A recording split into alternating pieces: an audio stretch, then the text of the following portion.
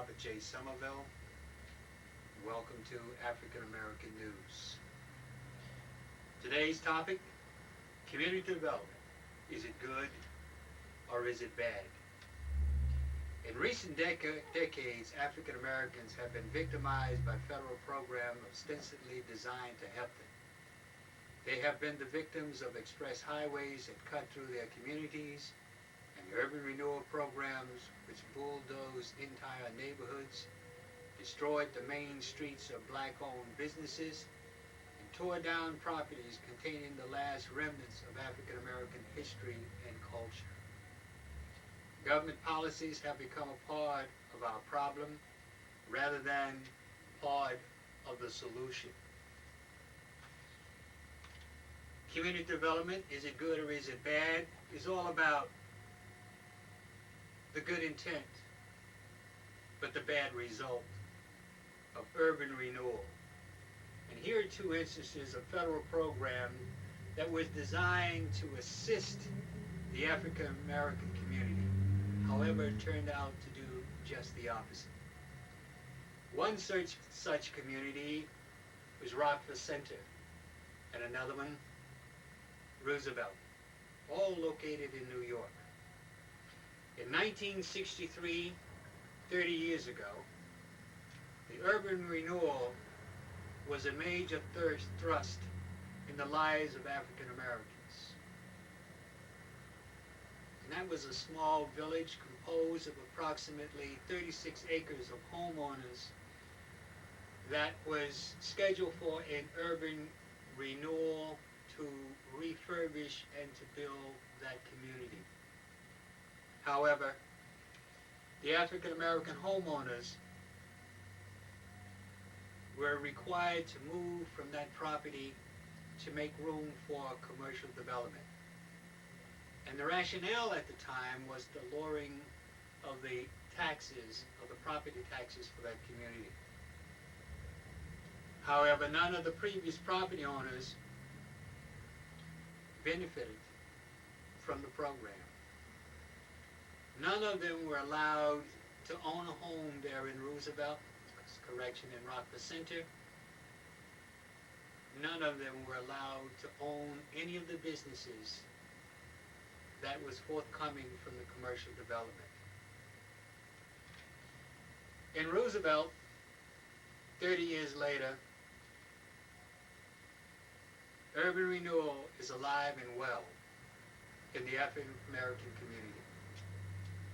Today, it is Roosevelt's time to feel the sting of urban renewal.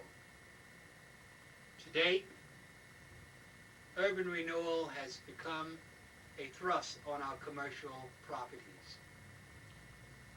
15 businesses previously ran and owned property in Roosevelt have been purchased by the town of Hempstead, rezoned for residential use, and is scheduled to have residential properties built thereon. Out of that 15 pieces of property, 13 of them were owned by African American businesses. And at this date and time, not one of them were allowed to relocate here in Roosevelt. And in its stead, or that is, in pieces of the property that was purchased by the town of Hempstead, they're going to build homes. And from the scatter site building in Roosevelt already, we have found that much of the properties that were used for residential affordable homes are not of the top quality.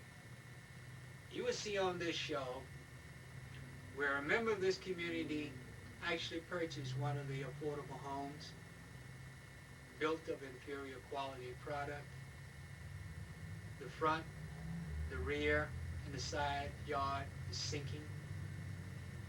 A split in the foundation. Portions of the house incomplete. Cracks in the ceiling. Leaks, and no one is there to make those repairs. Community development. Is it good or is it bad? The bad side of this is approximately $18 million of HUD dollars have been spent in Roosevelt for community development. To date, I do not see any significantly increase in our abilities to lower our tax base, in our abilities to create business and employment within this community. Again, we asked that same question as we started out in the community and right in this program. Community development, is it good or is it bad? When our school system have to compete with other school districts in terms of its ability to educate the students where they can compete for jobs. In a neighboring community, that community has 48 times the commercial wealth that Roosevelt has. In another community, there's 26 times the commercial wealth. However, in those communities with large commercial development, there is no reclaiming of property for urban renewal and rezoning that property for affordable housing. It's only done here in our community, the African American community. Community development. Is it good or is it bad? This reporter says it's bad. Because in 1954, the Supreme Court ruled that separate but unequal school systems were unconstitutional. The claiming of commercial property, rezoning that commercial property for residential use, cuts your tax base, meaning that you have to raise more money by building more residential properties in order to have an equal tax base for the commercial property. When this is done, the commercial property that is now rezoned is placing more students into your school district and into your school houses. Presently, in your local school district, your elementary schools are filled to capacity. By the infusing of 100 to 200 or 300 new homes, new families, new students into the school system actually means that you have to build more schools, hire more teachers, include more books, all those things that include additional taxes, meaning your tax base will go up, meaning that many of you who now can afford your homes may not have a home that you can afford. I think you must take a strong look at how this community is being developed and what is the final result of that development. There are government officials who will be coming to you. They will be giving you some information. Some information they will not give. You, the viewer, the taxpayer, the homeowner, the mothers and fathers, must ask those tough questions and demand good, substantial answers as to how your community is going to be developed. What is the master plan? How are you going to fare out after everything is completed? Will you be able to own business property here in Roosevelt? I would dare ask any of you to name 5 African Americans that own business property in this community, or any community, or anywhere in the country. it would be taxing on you to come up with 10 names. However, if I ask you, give me 10 names of individuals who own their own homes here in Roosevelt, you could almost come up with 10 names instantaneously. It appears to me then that the problem is not residential homeowners, but commercial development. Without commerce, we cannot grow. Without development for jobs, there is no need to keep telling our children to get a good education so we can get a job, or so they can get a job. Because most of our jobs are moving out of the country. And here in Roosevelt, most of our businesses is driven out.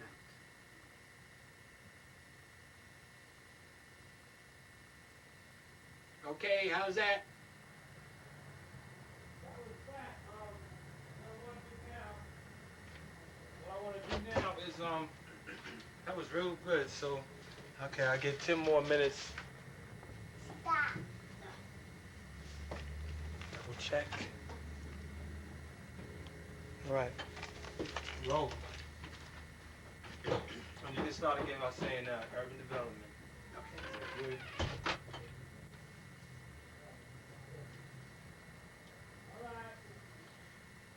The question before us today, urban development. Is it good or is it bad? This reporter is going to ask you a few questions about urban development. We will come up with a few factors about urban development. And you raise your own questions and give some answers about the community development. Is it good or is it bad for us? In a recent report that came out from Mr. Profit, that 352 million tax dollars did not circulate and find its way back to the African American communities. This is not the only dollars that did not find its way back. We have found that much of the development of the community in terms of the dollars spent, in terms of commitments given, is not given to this community the same as it is given to members of other communities. For example, the Food Town situation. We understand that the Food Town was given grants, was given leases that allow them to be there tax-free for a certain amount of time. We're also aware that the community is looking for a center, not for just our youngsters, but for seniors, for many of our clubs, and for have benefit shows and things that is constructive for the growth of our community, and especially our youngsters. This community center that we're looking at is part of a building that is now in the hands of the Planning and Economic Development Committee. Let me give you the history, or some of the history of that particular building. And the reason why I say that our community is not getting the same benefits and breaks as others who are getting benefits and assistance from the government in our communities. There were some developers that was given the land on Nassau Road, and you will be shown a picture of this. These developers were sold a commercial strip of land for $65,000. They were given an IDA bond for $350,000. We understand that another $200,000 were kicked in of HUD funds. These individuals were given the opportunity to develop a building there that was scheduled to be an office building. However, they were never asked to put up a surety bond to guarantee that the monies were going to be utilized and that the building was going to be brought forth on time. Why is it that we in this community cannot get similar benefits and similar opportunities? This particular piece of property is now being looked at by the community for a community center. We have not heard from any of our politicians to say, yes, that's a great idea, and we'll give you every assistance possible for that community center.